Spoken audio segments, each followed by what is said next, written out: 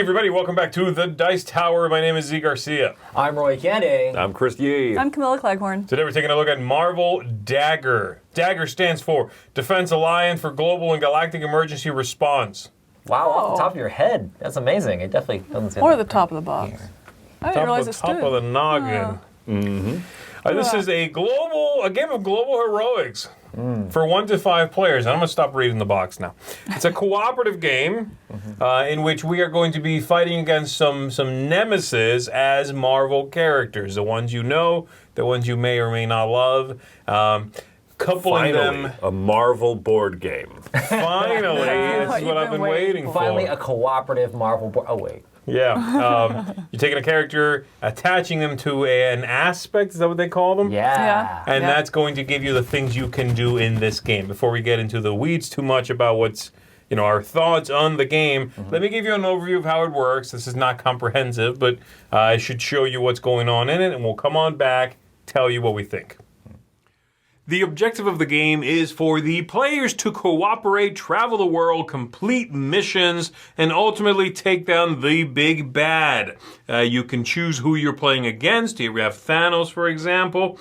And if you manage to get through enough missions and then eventually have the final showdown with Thanos and beat that, then all the players win cooperatively. If too many things go awry or too many characters are fallen, then the players will lose. The players are each going to select a character they'd like to play. Here I'll be playing Black Panther, and then they select an aspect that they are going to tie up with that character. And this is going to give you the various things you can do throughout the game. So here I've got the vigilance aspect, but I could have the leadership aspect, maybe justice, maybe aggression here, and they're each going to behave a little bit differently. You put a base on your standee that matches the color of your aspect there, and you get some tokens that you are going to be using to take actions in the game. So let me talk you through what a round looks like very briefly here. So at the beginning of a round, there is a hero phase in which 3 things happen. The players take these back and reset them. Then we pass the first player marker to the next player, and then all the players are going to do actions. This is really the meat of the game. Each player on their turn, starting with the start player, is going to select one of these tokens that they have, and they are going to place it on one of these actions. If they are in a location out on the map that has an ability, they can also choose to play it there and take that ability. So the different options here built into the aspects. You can move, you can fight, you can defy, which many missions need you to do to pass them. Or you can rest, which lets you heal, or charge up some of your special abilities. You're going to have some cards here that have special abilities on the back, and if you charge them up with enough of these tokens, then you get to activate them and they're ready to be used. That's what the rest here is for. Now you also have one of these tokens, which is the boosted token, okay? And when you do this, it will perhaps change the action you're selecting. So for example, on my turn, I might select this and have a fight. I'll roll some dice against an enemy in my space. Maybe when it comes back around to me, each other player takes one action, comes back around, maybe I'll use the boosted one to move. And it says move 2, but if I boost it, it says boost, increase this action's moved by 1, and another hero may move 1. So I can move 3, somebody else can move 1, and right there you see some cooperation. And then when it comes back around to me, perhaps I could do this action, which is on my character.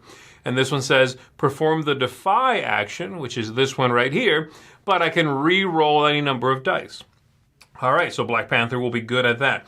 Now, the values for these things, for attacking, for defying, and for the tack test you're taking as well, are going to be right here. So these values are the number of dice you're rolling for these tests and the symbols you're looking for. So, for example, let's say I am doing a defy ability. I'm trying to, the one I just selected, in fact, and I'm trying to get these defy symbols. You see them right there. I might roll 3 dice. I got none of them. These are the attacks, as you see there. These are the tack ones. So I would get to re-roll that. Let's see, how did I do that time? I got 2 combats. I got 1, and this lightning right here is a wild symbol.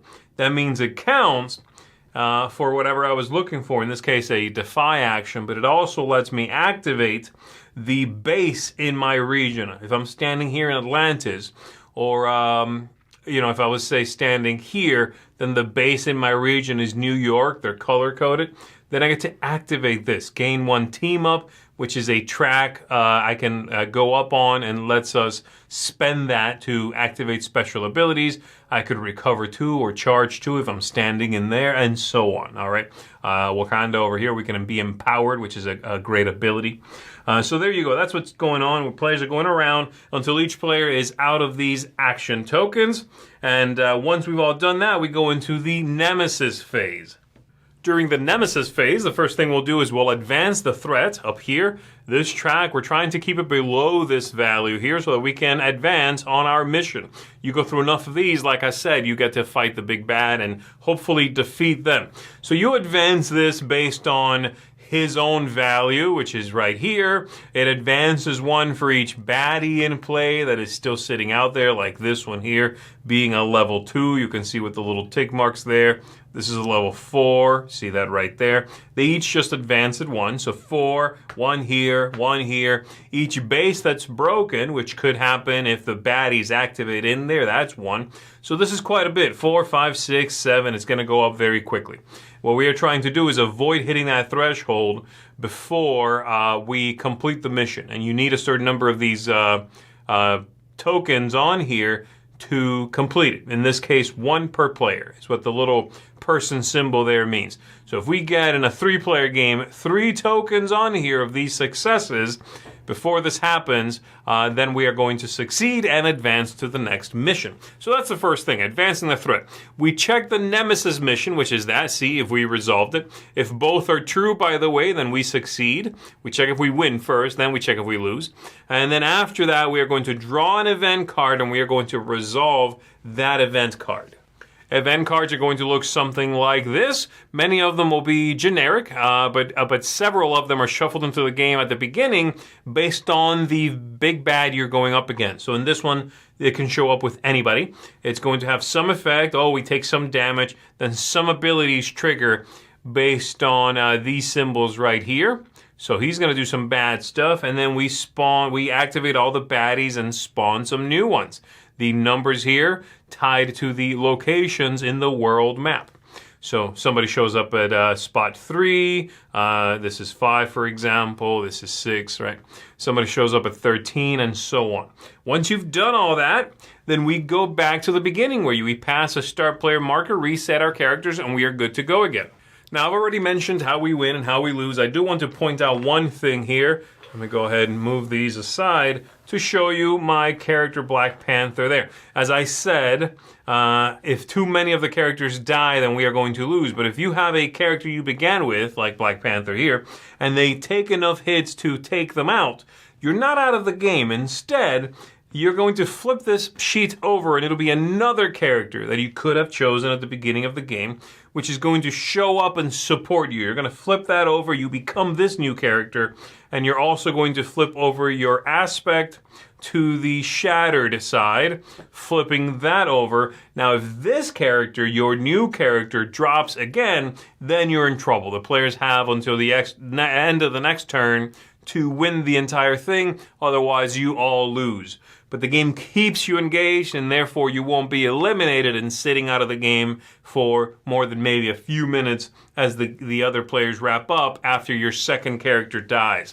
And there's quite a few of these characters, so let me show you a couple of them here. So you might end up playing as Thor, perhaps, Thor Odin's son here, or maybe Jane Foster, Mighty Thor. We've got Daredevil on this one side here, and if he falls, then Elektra, or vice versa again. It could be She-Hulk, and then Hulk on the other side. So again, you pick one of these, either side, but if they fall in battle, you become the other one, basically. They step up to fill in that spot on the team. Captain America Steve Rogers, Captain America Sam Wilson there. We've got Spider-Man, both Peter Parker and, of course, Miles Morales. And then we've got Iron Man here with War Machine on the other side, and a few others.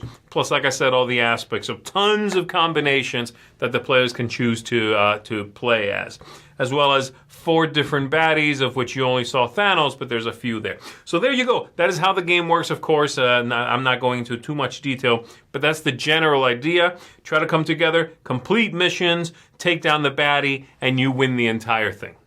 All right, there we go. That is Marvel Dagger then. This is a game that initially, and again, I kind of want to hit this right away so we can get it out of the way in many ways. It initially, before I played it, seemed to constantly be compared to a few games. Yes. The main one being Eldritch Horror. Everybody's like, oh, it's Eldritch Horror. It's like basically Marvel Eldritch Horror. Yeah. Just like that.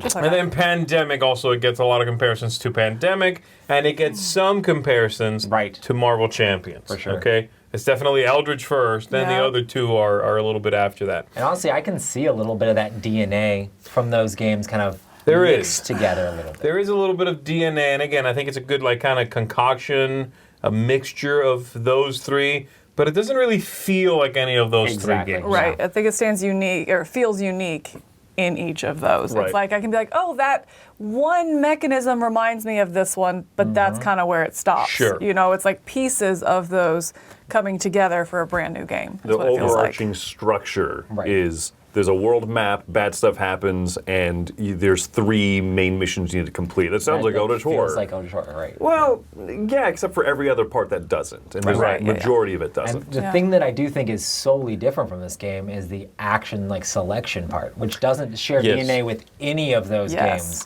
And that's actually one of my favorite parts in this. I agree. I agree. I think that that's excellent. It really feels good to have a character that has their own Right. 3 or whatever abilities, some activated, some sort of permanent, and then attach one of those aspects to it. Like, I'm going to be the aggressive character in Yeah. the game, guys. I take this. I do all the same things everybody else does. I move, I defy missions, what have you. But when I do the attack thing, I'm better at that. I might get an extra automatic hit, or my dice are re-rolled if I want, whatever. I'm good at that. And everybody's kind of good at one thing, you know? There are more aspects in the game than players. Like, there are always, I think, always one, even playing at 5, that no one has. And I really like that, Yeah. too. That's some nice replayability there, you know? And at the same time, you said it kind of makes everybody good at one thing. But Yeah. I think because you're combining the two, you can actually set it where I don't want to be really good at one thing. I want to be a little more balanced. So Sure. if my main character is really good at fighting, maybe I won't be aggression. I'll Right. take leadership or something like that. So I think it gives that flexibility. Again, not to compare too much, but like that Marvel Champions, Right. this is definitely more easier to get into and easier to kind of combo because you do it once and you're done. Right. But you can focus on one thing and be really good at one thing, or you can well balance your character. And I like that. I love the replayability of that as well. The fact of like you're combining this hero with this aspect, but now I'm combining the other side of that hero, which is kind of like almost an alternate reality or like a different version like of that character with that same aspect. But then you have all the other aspects to switch out. So you can play the heroes in a bunch of different ways. It's like, oh, well, now I'm going to play Aggression Hulk. Well, now I'm maybe going to play like Thinky Hulk, you know? Yeah. Or I'm going to play Iron Man that can be a leader or Iron Man that can be a vigilante. What You know, if? you can change it all up each time you play. So you can play this so many times and have like play the same heroes but have different aspects, play the other sides of them, because when you die you flip it over as well, so it's kind of like I'm Yeah. going to start as Iron Man this time, I'm going to start as War Machine this time. Yeah. You can switch it up each time you play, which can be pretty exciting. It's Yeah. it's almost like they forgot that they're Fantasy Flight games, and like they typically in a lot of the past big games would be like half the interesting characters in the first expansion. Yeah. There's just a ton in this box Right, yeah. from the get-go. Yeah, you get 20 characters. Now, there's effectively 10 that can be played at the same time, however you want to think of it that way. The one thing they skimped on a little bit is the bad guys, but there are 4 in there. That's not bad, you know. And you can, even there, combine the main bad guy and a few minions that they bring with a suite of lesser minions that can be from anything. Right. So you can have Thanos and his main baddies, the Black Order or whatever, but then their support characters are robots from Ultron or ice giants from Loki's world or whatever.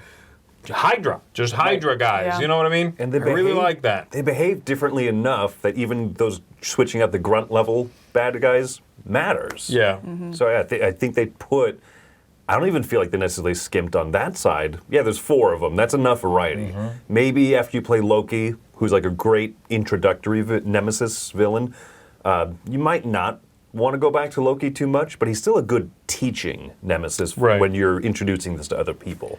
That's still 3 main other ones you can kind of switch between, plus that variety. Yeah. One of the things that really was amazing in this game for me was just how strong the cooperation was. Like a lot of the actions in the game are set up to be like, okay, you can do, like I played leadership the last time I played. Every time I did a boosted action on the leadership board, I was able to have somebody else like kind of follow that action. So I was able to be like, oh, you run with me over here. Oh, we're gonna coordinate attacks. Oh, we're gonna do this and this. There's a lot of stuff where you're giving tokens to other players and trying to time things together.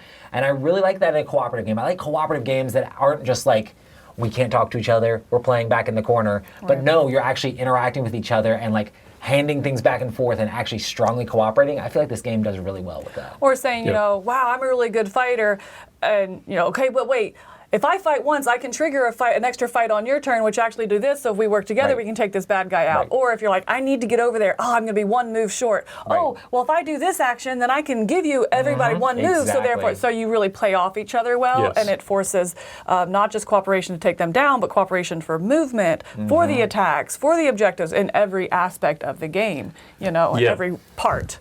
Now, the conversation is there, and you couple that with turns that are very simple ultimately. Right. Really yeah. short. Take one token, put it on one thing, activate that. If it's a move, like it's incredibly easy. But even a fight, even a defy action, what have you, healing yourself, they're very fast turns. This is not one of those games in which I'm kind of waiting for you to finish. For Right. one thing, I'm engaged in what you're doing because it likely, affects somebody at the table. We can help each other. But you're also kind of moving on pretty quickly.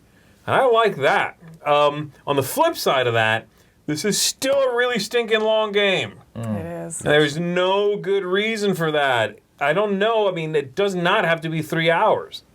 You could have been 2. You know what I mean? It just, Right. again, Fantasy Flight in many ways can seem to shake that. I don't know why. I'm not sure what happens that they can be like, let's tighten this up. Let's trim it a little bit. But that's one of my admittedly few negatives is that the game is still really long. I definitely felt that. I did feel like it overstayed its welcome on the table a little bit, not in terms of how much I was enjoying the game, but Sure. just it's like at one point it's like, oh, and now we start another mission. We have 1 more mission card to do. Okay, hold on, back to the drawing board. And it just Right. felt a little, it overstayed its welcome on the table. My other complaint with it, and I know this is a Fantasy Flight, they have a history with this, and again, I don't know why they keep doing it. They've gotten this feedback. Why don't you give me more dice? Or give me the ability to buy But more then there's dice? no microtransaction of buying more dice. I know. I don't understand this. They It will comes have with the buying more dice 6 eventually, I'm dice. sure. And you're playing with 4 people around a table or 5 people. Like, just give me enough dice to do what I want. Like Yes. I like that there is 1 set of dice for all the symbols. You know, I think that is very clean. I do think that the dice get a little, I don't want to say busy, but the symbols are, for my taste, a little bit too similar. I don't know why they all kind of just look, I just kind of gloss over. So in the game's benefit, though, it becomes a player aid, but your actual player board that you build does a really good job of whatever action and symbol you're going for, tying that to the action. So I'm taking a move action, or I'm taking a rest action. All right, I'm looking for this tack symbol, and this is what it looks like. So you have that visual cue, but even after 3 hours, I'm still looking at that and double checking my results. The number of times that I rolled and went, yeah! Oh. Actually, Right. that's no successes. Yes. That's Yeah. the other symbol. Exactly. And so they're Yeah. just a little too, it's not confusing. They are clear, they are different. It's just a little too busy maybe or something. I just wish it was a little bit cleaner in the symbology of the dice. I would have loved for them to be color-coded, the actions, and then the dice could Done. be color-coded. Yes. You know what I mean? Instead of red dice where every pip was washed in white, every recessed area, I would really have liked even white dice. I don't care. But then like the attack symbols are washed in red. Yeah. You know what I mean? The wild can be a nice lightning bolt in yellow or whatever. Yeah. Right. That would make it very visually appealing, I think, and easy to Very see quick. what's going on. Yeah.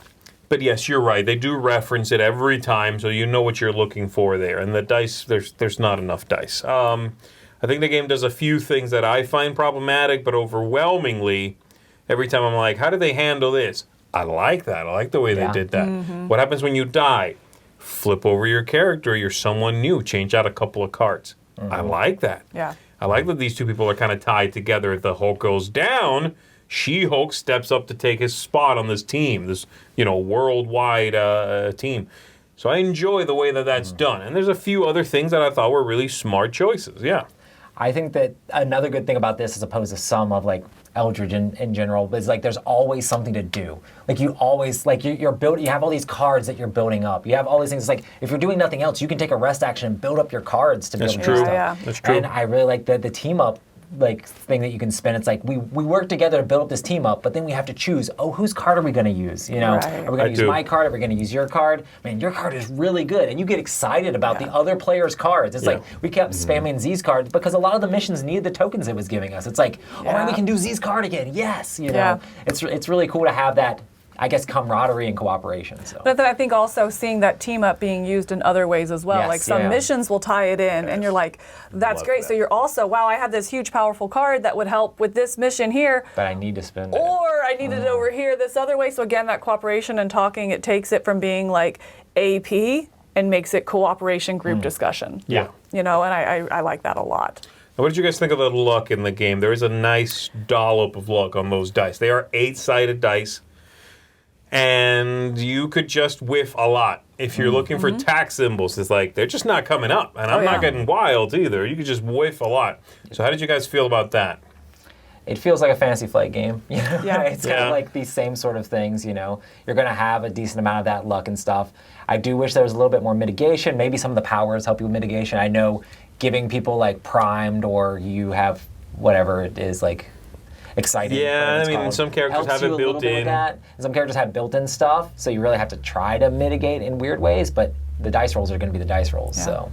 There's a lot of dice rolling in the game. Right. And I think I'm right there with you, Roy. I don't mind luck in games. I really like that. I don't mind completely, whiffing on one of my turns. I think that leads to some real highs and lows and a really good gaming experience. But if that happens 2 or 3 times in a game, then it gets a little frustrating. And that's when I'm like, okay, I don't think there's enough mitigation in this. So I do wish there was other ways to mitigate. I know that if you boost a certain action, then another symbol will count as well. Yeah. And if that makes it you hit a little bit more often, then that's great. That's enough mitigation. I do wish there was a little bit more to it, because I think in a couple plays it was just right on that edge of frustration with how much. Yes. So it didn't cross it, but it was right there. It was like, all right, okay. And I could see people gravitating towards certain characters who have a built-in, like, this is a nice form of mitigation that speaks to me, and then these other characters are too lucky. When they punch incredible, but it's just completely 0 or 100 for some characters. Right. Yep.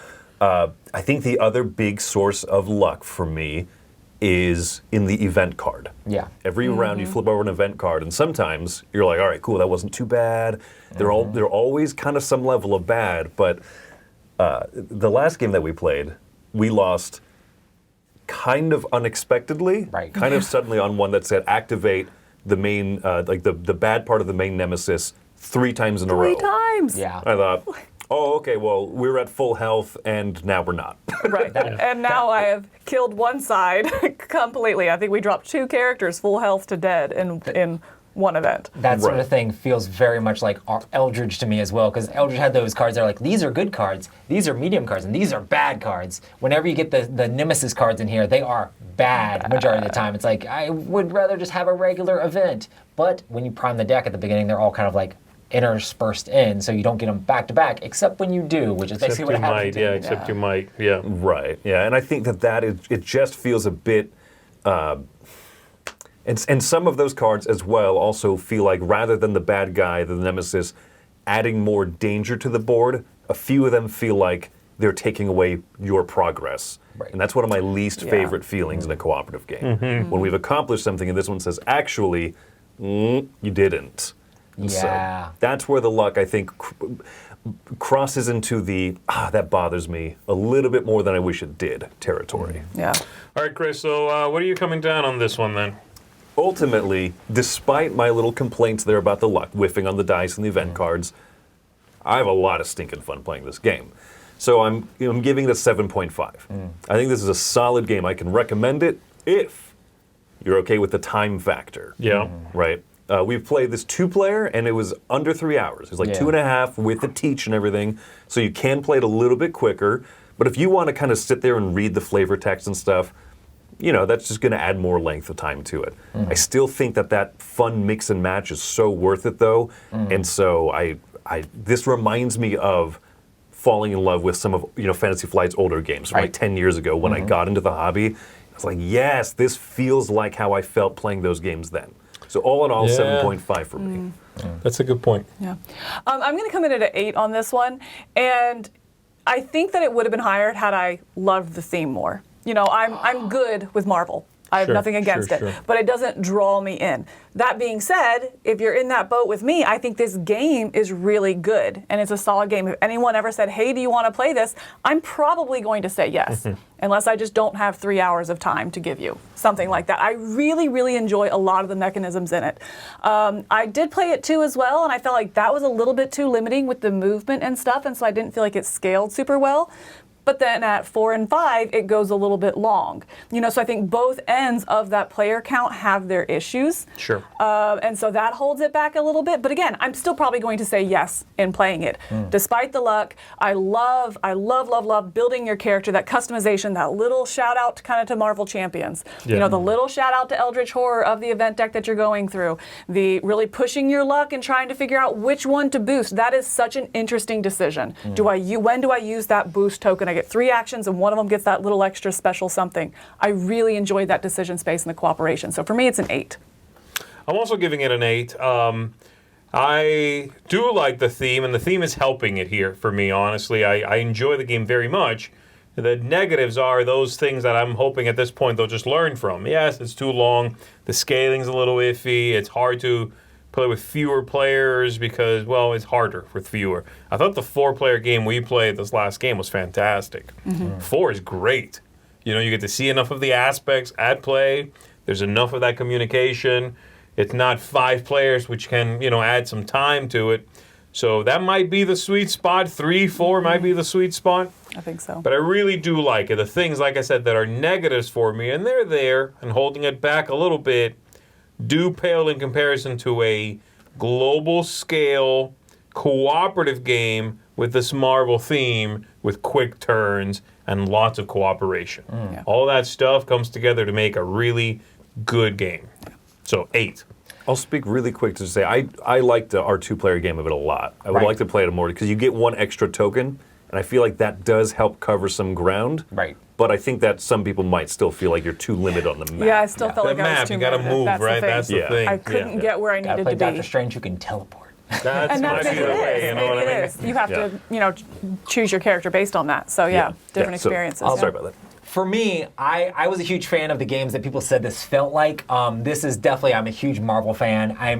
This is probably my favorite Fantasy Flight main boardline game that's come out in the last 3 years. I mean, I actually went into this with trepidation, being like, oh no, is it gonna be good or not? And it kind of made me really excited. I'm giving this a 8.5. I really enjoyed the game. I had a lot of fun with it. I love that smashing up of the characters with the aspect. And I mean, it's got a ton of variety there. And I just love the cooperation. I like cooperation games where you get to work together, and this lets you do that. So I'm super excited to play this more. Once again, the length is a little bit of a thing, but I historically have enjoyed longer games as well. It's just I have to be in the right environment to play it. But yeah, I had a blast with Marvel Dagger, so 8.5. There you go, folks. That's a lot of good scores all around. That's a seal of excellence for Marvel Dagger here. Thanks very much for watching, everybody. My name is Z. Garcia. I'm Roy Kennedy. I'm Chris Yee. I'm Camilla Cleghorn. You should join the Defense Alliance for Global and Galactic Emergency Response today. I got it right. Don't check.